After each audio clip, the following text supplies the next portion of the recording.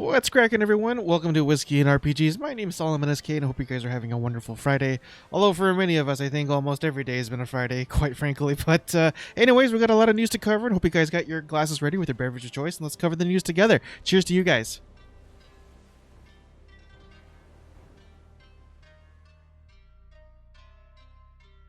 So you guys know that I have my biases, but this is one of the few games that I'm really looking forward to just because of the genre that it is, which is a steampunk MMO. And yeah, this is brought to you by MMOculture.com. Ascent Infinite Realm, or AIR for short, developer teasing major change to combat system. It goes on to read, developed by the team at Bluehole, the makers of TERA Online. Recently, it was announced that the boss of PUBG will be taking over parent company Krafton, I believe that's how you say it, with the emphasis of getting AIR out of development hell. And as you can see here, they have a little screenshot, 2020, April 1st. It goes on to read, at this point, I'm not sure if this is an April Fool's joke, it's fair, or just ignorant timing on Krafton's part. Second, Krafton is holding a vote event, asking users to vote if they think it's true that combat in AIR will be changed to non-targeting instead of traditional tap target. And as you can see, here is the poll in Korean. I could read it somewhat, but I really wouldn't know what it means, so I'm pretty sure there's a subreddit post for that. But this is really exciting. I know there are steampunk MMOs out there. I can't really name them off the top of my head, and they're not that popular, unfortunately. And steampunk games in general isn't something that we get a whole lot of. There are only maybe a handful of games that really execute it very well, with BioShock implementing the genre the best, in my opinion. And so yeah, I'm really glad that things are picking up, and when April 1st rolls around, I'll keep you guys in the loop.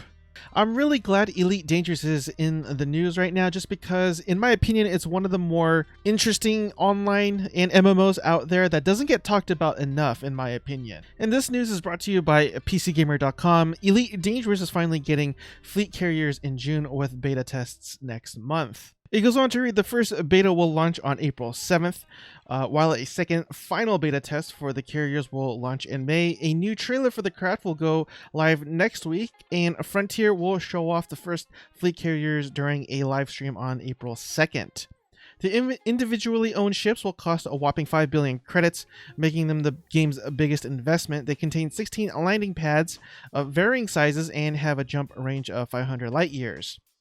And lastly, they say you'll be able to decide on which onboard services to open up, such as repair docks, refueling stations, and shipyards. Players will be able to trade while using the services, and carrier owners will be able to set tariffs on all goods traded on board to support weekly upkeep costs, which is really cool. And maybe some of that was implied when I bring up this next part from MMORPG.com. They said the same thing, but it actually says incorporating player-to-player commerce for the first time in Elite Dangerous as well, which is something that you can't really do right now. So just wanted to add that from this article. And as far as sci-fi ship piloting MMOs, it's not really Star Citizen, but nonetheless, it's still a very beautiful game. Very in-depth gameplay, customizable ships and stuff like that. So another thing I know a lot of players like to do is play this in VR, and from what I could tell, it looks absolutely stunning. And I hope this game becomes more successful. Sticking with MMORPG.com, Elder Scrolls Online shares updated performance improvements plan. It goes on to read, the latest update in an ongoing performance improvements to Elder Scrolls Online has been laid out for second quarter of 2020 as the team preps for the upcoming Grimoire chapter. The second quarter primarily focuses on server optimization and stability, along with client optimization and stability as well. They're also working on making their player loading more multi-thread on the server, again with the goal of improved server performance. And lastly, client optimization includes art assets creation and spreading it out over multiple cores. A character update also looks to improve performance, again spreading it out over several cores. Heading on over to massivelyop.com, and this one's really cool. This really piques my interest. DarkStory is a 2D MMORPG that harkens back to the 16-bit era RPGs. And it's one thing to have 16-bit style games. A lot of people play these games for the nostalgia. I know I do. But having it as an MMORPG, I don't think I've ever heard of any game doing something like that before. Usually when you think of MMORPGs, you think of something like obviously World of Warcraft, or if you're looking at something that's more old school, again, like this article touched upon, there's obviously Ultima Online, there's old school RuneScape, but this is probably going to take the cake in terms of that super retro style. But it goes on to read, a DarkStory comes by the way of developer Brave Wolf and officially released last month. The game bills itself as a 2D online role-playing game, or ORPG, that's a term I haven't used, but makes sense. Touting hundreds of hours of play on offer, players can pick one of 4 classic characters to do things like explore dungeons, party with friends, enter PvP arena, and take up crafting and gathering professions. DarkStory is free to play with a cash shop that appears to have cosmetic and boosted items. So as you can see, I got the trailer playing up above me, and it definitely looks old school, but again, it has that online twist that it really fascinates me. I'm definitely going to be checking this one out as well.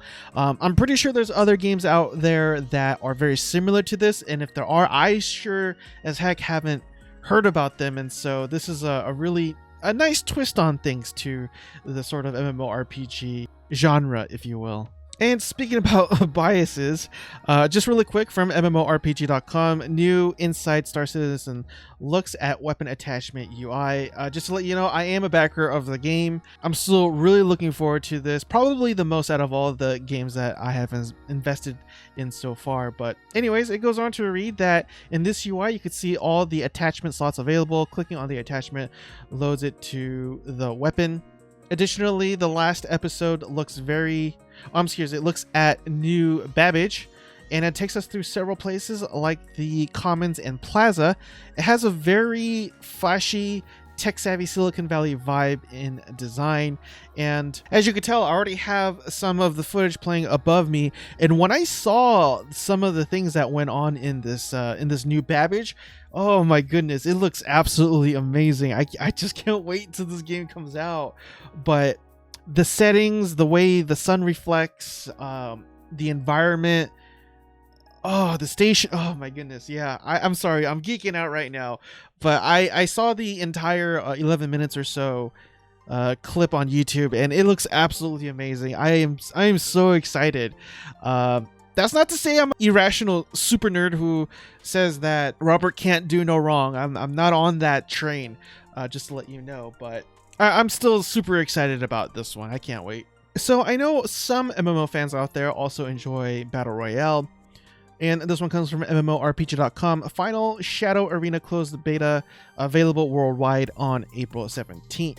So why cover this one? Well, it's based on the Black Desert Online IP in terms of its graphics, characters, and all that stuff, but anyways, it goes on to read, the Black Desert based Arena Fighter will be available for the North American, European, and Asian servers from Friday, April 17th to Sunday, April 19th. New features for this phase of beta testing include an improvement matching system and character balance, as well as normal and AI matched modes. Normal matched mode is not counted towards the player's ranking. This mode is for players who want to play the game casually without the pressure of competition. The AI mode is for new players to learn and practice while fighting against AI enemies. Experienced players can also use AI mode to practice and warm up. Additionally, a special package of in-game items will be rewarded to people who sign up for the premium beta key. The package includes the highest grade sealed items, a matchlock, and Red Dragon offering. And just really quick from MMOculture.com, Torchlight 3 Sharpshooter class announced for the upcoming action RPG. Perfect World Entertainment and Extra Games, I'm not sure how to say that, I apologize, are excited to unveil the Sharpshooter, the latest hero class for Torchlight 3. This new hero class will be available to players worldwide when the game officially launches on the PC later this year. And now we head on back over to MassivelyOP.com. Blue Protocol starts its Japanese closed beta tests on April 23rd. It goes on to read, it's Going to be a short one though. The beta runs from April 23rd to April 26th. Ultimately, just 72 hours of testing for players in the closed beta. Also, it's only in Japan, so those of us watching from the US have to just watch and wait. As far as we know, the article continues, the game is still planned to actually launch this year. We also know that the game definitely seems to be aimed at a global rollout after the Japanese launch, although the timescale on that is still a little fuzzy. Another game that I'm super excited about and looking forward to as well. But if you recall, and as the article touches upon briefly, the beta was delayed because of a certain virus that I'm not going to mention because YouTube is being YouTube right now. So heading back over to MMORPG.com, EVE Online's loyalty to Lowsec went live. Here's what you need to know. In case you missed it, the loyalty to Lowsec update hit EVE Online earlier, rewarding those who take the Lowsec route through life. And I apologize, I have no idea what any of this is. I just wanted to let you know in case you are an EVE fan. So changes to the faction warfare sees increased loyalty point payouts for PvP kills. Additionally, loyalty point payouts will be reduced, which the team says will increase the value of combat. Activation areas, will see an increase as well. Loot drop for PvP and Lowsec will be increased as well until April 6th. So admittedly, as I said earlier in this episode, I do have my own biases, and games such as Roblox and Minecraft aren't really necessarily my cup of tea, so I tend to not cover those type of games, even though I should, because they definitely fit within the MMO and RPG realm, so I do apologize. But we go over to massivelyop.com, and Roblox's 7th annual Bloxy Awards in-game event draws almost 4 million players, and that is nothing to downplay. I think a lot of companies who have online or MMOs would be very happy with 4 million players. But anyways, it goes on to read, it's probably easy for most people to brush off Roblox as a silly game that doesn't get much attention, and admittedly, that's me, and I do apologize, but do so at your own peril. We already reported on how the custom content multiplayer title draws in plenty of people and lots of money. Now there's a new in-game award event, which at its peak drew nearly 4 million concurrent players, including over 600 players and creators watching the award ceremony in real time within a Bloxy in-game venue. The award took place Saturday, March 21st, with the Bloxy viewing area featuring things like lazy river floaties, racing scooters, quests to complete, and souvenirs to collect. And lastly, as for the awards themselves, they were 14 different categories such as Game of the Year, Sleeper Hit, and Best Use of Tech. So with that being said, this game is clearly doing a lot of things right. It's allowing people to use their creativity to create wonderful worlds, and if anything, I should let go of my biases and check it out. I may actually like it. Hell, I might actually love it. Who knows? But yeah, there you have it. And really quick before we move on, I just wanted to let you know that I am dividing the episodes into two different sections. One where I just cover the news normally, as I've always did, but this next part, I'm just going to call it PSAs. They're generally going to be shorter news, games that came out with a new update, new events, maybe early access, things of those nature that is worth mentioning, but not an in-depth analysis or coverage, if you will. So let's continue. Heading on over to MMORPG.com, mobile MMORPG V4 launches in Taiwan, Hong Kong, and Macau. Powered by the Unreal Engine 4, V4 includes 6 large-scale open-world spaces, 6 unique classes designed with independent battle structure, an autonomous economic system, and more. In addition, an official PC client version of V4 allows cross-play and progression with a mobile account. Now we head on over to PCGamer.com. Mount & Blade 2 Bannerlord is launching a day early. It goes on to read, Mount & Blade 2 Bannerlord is finally launching on Steam earlier this month in early access, and that Bannerlord will also be discounted by 10% through the first 2 weeks. Back over to MMORPG.com, Elder Scrolls Online Anniversary Jubilee begins April 2nd. The Elder Scrolls Online 6th birthday is almost here, and you can celebrate with cake and more. Dubbed the Anniversary Jubilee, begins on April 2nd at 10 a.m. Eastern Time and runs through April 14th at 10 a.m. Eastern Time as well. All you have to do is take part is grab free Jubilee cake voucher quests from the Crown store. Additionally, you will complete Chef Donalon's quest, I believe that's how you say it, and you'll receive Jubilee Cake 2020 memento. Daily quests were also added, and when completing these quests, you will earn a Jubilee gift boxes. So this next game, called Villagers and Heroes, is a game that I don't know much about, and I would love to know more about it, but that isn't surprising considering that, again, it's an indie game, and it says here from MassivelyOP.com, it took our Indie Game of the Year award in 2019. But the reason why it's in the news, Mad Otter Games has teased the game's next expansion called Eclipse. And obviously I got the trailer playing up at the top there, and it looks like a really interesting game, and I will definitely keep you guys posted as more news comes out. Also, Black Desert's Find Your Oasis event brings a boost to drops and lots of goodies to chase on PC. The PC version of the Sandbox MMORPG is kicking off with Find Your Oasis event, which is offering increased item drops and a number of events to take part in. Players can look forward to enhanced drop rates of Blackstones from monsters, Black Crystal Shards from gathering, and ancient relics from fishing during hot times. And what it means by hot times is that there's certain times during the day where these buffs will appear. Personally, I think they should just have it 24/7, but you know. But the most interesting part, and the one that's probably going to help players the most, especially if you're a new player, there is a special NPC shopkeeper that sells level 56 gear boxes for 1 silver each with no purchasing limits. And all these gears that you get from this shopkeeper, or I believe her name is Ellie or something like that, they're all tri-level as well, so it's a huge boost. These items do disappear when the event also stops, but Perlibis hasn't announced when that will be. And heading back over to MMORPG.com, TERA Anniversary arrives on console, includes 1 boss, a dungeon, and more. It goes on to read, if you are a player item 439 or higher, you'll be able to earn several rewards once per day. Additionally, a slew of quality of life improvements are set to arrive with this update, including bug fixes as well. In another event, this time for ArcheAge Unchained, called Rock and Scroll event, it goes on to read, the event looks to run through April 23rd. You'll be able to collect scrolls delivered to your inbox, which you can use to upgrade glittering gems for every hour you are online. In short, the more you play, the more scrolls you receive. Heading back over to PCGamer.com, Nomadic MMO Last Oasis wanders into early access. I like what they did there, wanders into early access. Last Oasis, the MMO that casts you as a nomad with a walking wooden base, is now in early access. It costs for $24 or 89 cents, or just below £20 on Steam, which includes a 17% launch discount.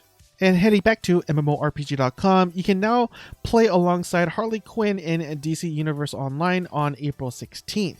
It goes on to read, you can choose to be a hero or a villain, but no matter what, you will encounter the heroes of Bird of Prey, including Black Canary, the Huntress, Harley Quinn, and Poison Ivy. Keep in mind, all episodes are free to access with open episodes.